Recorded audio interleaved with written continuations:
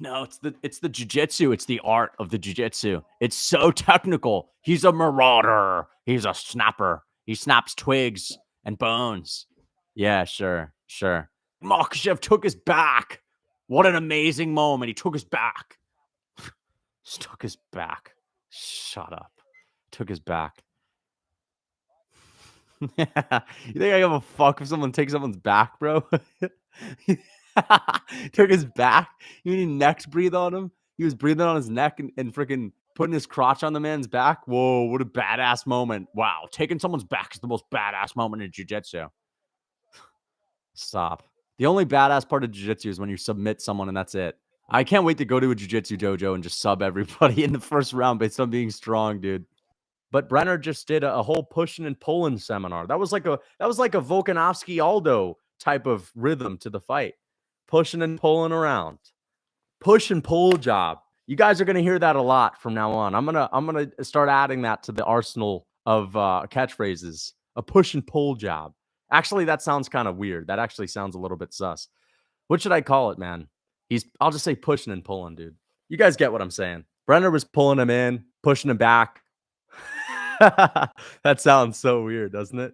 I poked Lucas in the eye, took it like a champ. No, you did not poke me in the eye. I scratched my cornea because someone threw a ketchup packet at me when I was in elementary school way back in the day. Someone threw a ketchup packet at me and the sharp edges grazed over my eye.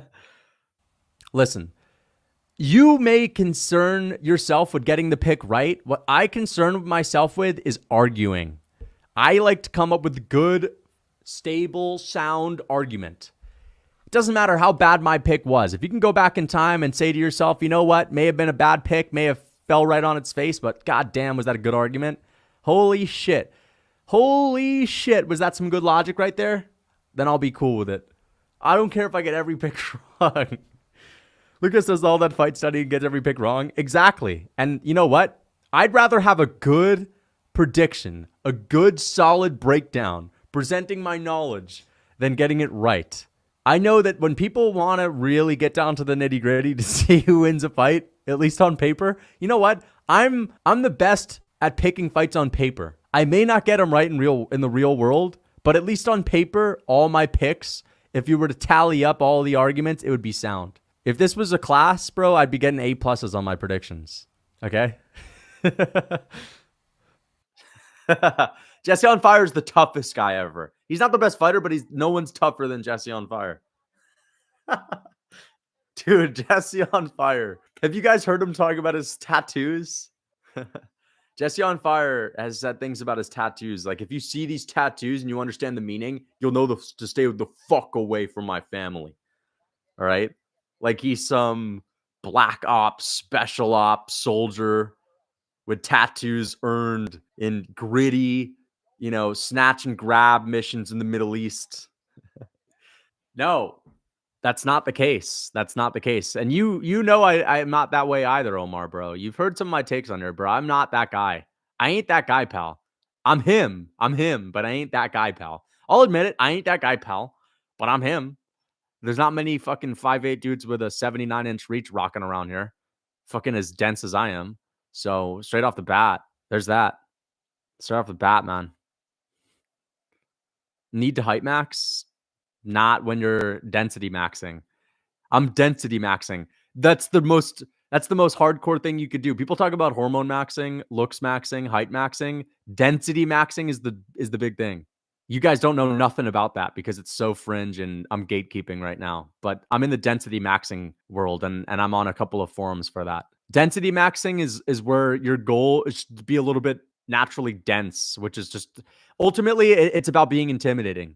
That's really what makes everything easier in life. When you're intimidating, people will give you the job.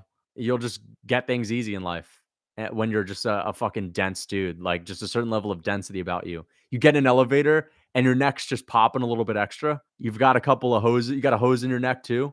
A hose, right? Your forearm's just a little bit thicker than everyone else. It's a different level of density going on there.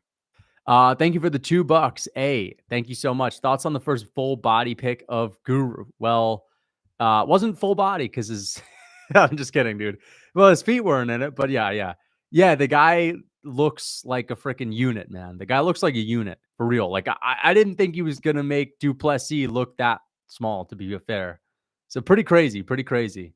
You guys are gonna get the same reaction when you finally see me with some of these guys, and I'm not necessarily gonna dwarf them like that and cast a shadow over them, but you'll see the difference between a guy that's built like a freaking wall. That's what I like.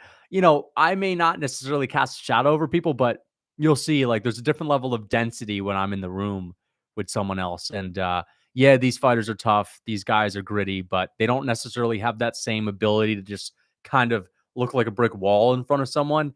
And I look forward to doing the same kind of mogging. Listen, I don't know if I want to go out in public and meet some of these fighters. I genuinely don't want to scare them. I don't want to scare them. There's just a different level of density when I walk in the room. And that's fine. It's totally okay. I understand that it may be intimidating, but I'm going to be honest about it. There's a certain level of density that I have when I'm in the equation, and people they're definitely a little bit intimidated by it. So I won't be doing any collabs. I won't be doing any collabs. Just ask anyone that's trained with me. They'd be spitting out teeth. Okay? They'd be spitting out teeth, bitch. All right? You got to ask anyone that's been training with me, dude. Bro's pissed he got his pick wrong. I mean, it's a robbery. I'm not actually pissed that I got my pick wrong. Leavitt versus Hooper, battle of the soy boys. You know what? I don't think Chase Hooper is that much of a soy boy. Like, yes, I understand that he's built like a soy boy. I think Leavitt's more of a soy boy, bro. But Leavitt actually reads, dude. Leavitt reads books. Like, he reads like 2 books a week, and he has a whole book review thing. And I'm going to get him to review my cookbook. I'll actually pay him to review my cookbook on a Cameo. I mean, that's pretty epic, though. How many people actually read like 2 books a week? That's actually pretty cool. Yeah, he's flamboyant. He's flamboyant. I totally understand. But I have actually thought about it. And you know how like sometimes these UFC fighters, you're just used to seeing them on TV, and they'd probably be like scarier in person. I thought about it, and like Jordan Leavitt would be terrifying. Jordan Leavitt would be horrifying in person, really. You know how big Jordan Leavitt is in person, dude? He's like freaking 250 pounds, man. Are you kidding me? You know how terrifying that guy would be? You look at his eyes. It's like shark eyes, too. He's like these great white shark eyes, which is crazy, dude. Jordan Leavitt would fucking make most of you guys shit bricks. Seriously. He's probably scarier than Francis Ngannou. Is YouTube your main job? No, not at the moment, actually. My main job is LucasTFitness. I run a tight ship for the most part. This is what I do on the side. Everything is to bolster the LucasTFitness business. Again, I have a bunch of cooks working for me, and we essentially, most of my time is spent trying to create new concoctions and food medleys that I can eventually put into the cookbook. So we're just constantly in the kitchen. We're cooking things up. We're trying them. We're seeing what works, what doesn't. We're outsourcing. Okay. We're scavenging around for the next best Amish farm to see who's got the best meat. So, yeah. LucasTFitness headquarters, we're actually hiring right now if you guys want to work for us. Which is why when people ask for a cookbook for free, I usually say, listen, I'm happy to give it to you, but you have to come to the headquarters and ask my workers if you can get a cookbook for free. You have to face each one of my workers, and they're not making much. Okay? You got to ask them. And you're going to say, hey, man, I know this is going to take a little bit out of your paycheck, but can I please have a cookbook for free? It humanizes everything a little bit. So you may as well just go to lucastfitness.com. Ever watched anime? No, I don't watch anime, bro. Anime's not deep. I don't watch anime, dude. I was watching a good movie last. Oh my gosh, bro! You guys ever seen the movie Mrs. Doubtfire? Am I the only one that thinks that's a great movie? Anyone ever seen that? That's like a 90s movie. It's a deep one. It's a deep film. It's on the constant push and pull and this dynamic between men and women, and it's a really good philosophical film, dude. It actually brought tears to my eyes, to be honest, just because again, there's this overarching dynamic between men and women in the household in the 90s, and it was such a deep film. Reminds me of my days in the Mexican amateur scene in the 80s.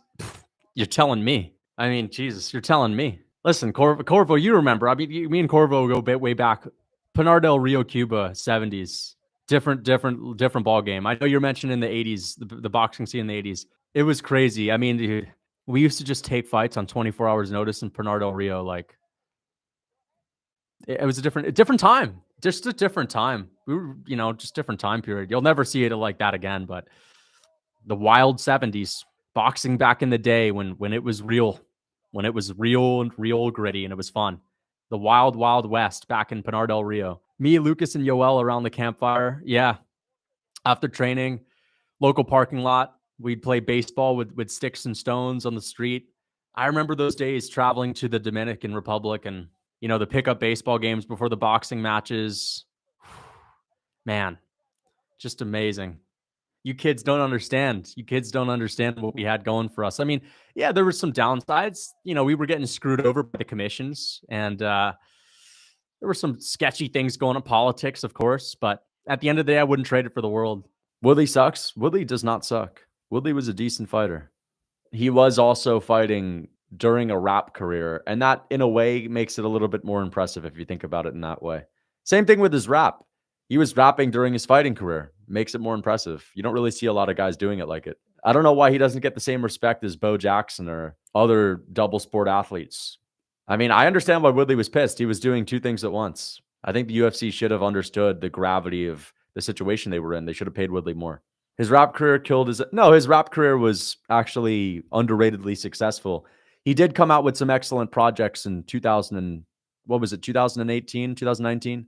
I'm just trying to read some Woodley lyrics that changed the game. There was one lyric that did change the game. If they hate, let them hate and watch the money pile up. Because go ahead, switch the style up. Exactly, man. When Woodley came out with that, go ahead, switch the style up, and if they hate, let them hate and watch the money pile up. That brought tears to my eyes back in the day. That I'll Beat Yo Ass song got me through some tough times. I mean, you're telling me, like, I understand. That got everyone through what they were going through at the time. When that song came out, I mean, the streets, the summer was hot. He had the streets bumping. All right. When Woodley was on, he was on. I'll just say that. When Woodley was making it rain, it was pouring. Okay.